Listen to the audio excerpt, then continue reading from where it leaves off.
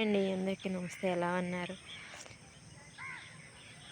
చూస్తున్నారు కదా, ఈరోజు అంతేగండి హార్వెస్టింగ్ చేయడానికి వచ్చేసాను. మా అమ్మమ్మ వాళ్ళకి పంపించాలని ఒక కాయ కోసుకురమ్మని చెప్పింది నాతో.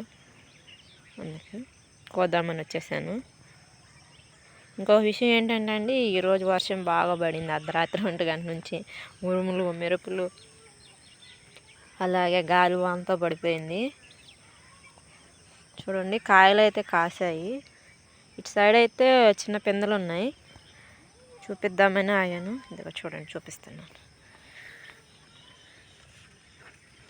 పిందెలు ఇంకా పడ్డాయండి.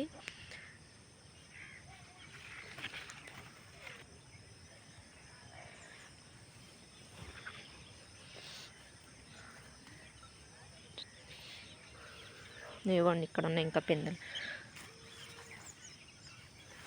ఇంకా లోన కూడా ఉన్నాయి, చూపిస్తా ఉండండి.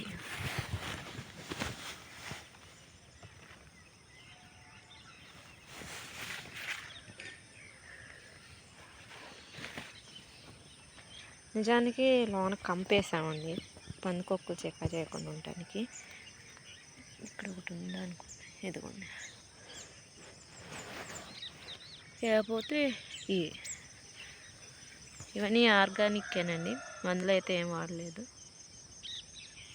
లేకపోతే మా అమ్మమ్మ వాళ్ళకి పంపించే కాయ ఇక్కడ ఉందండి, చూపించేస్తాను చూడండి. ఇదిగోండి, చూస్తున్నారు కదా, మ్యాక్సిమం 2.5 kgs ఉండిద్దండి ఆనపకాయ. మేమైతే ఎరువు అయితే ఏమీ లేదు. చూడండి, పూర్తి వీడియో చూపిస్తాను.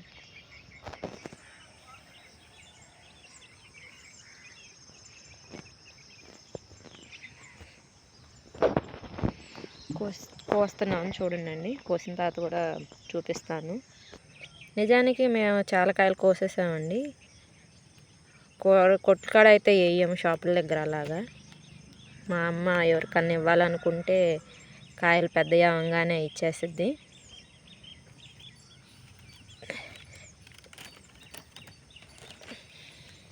చూస్తున్నారు కదా, 3 kgs వెయిట్ ఉందండి. నేను 2.5 అన్నాను. ఆనపకాయలండి అసలు నోట్లో పెట్టుకోగానే కరిగిపోతాయి.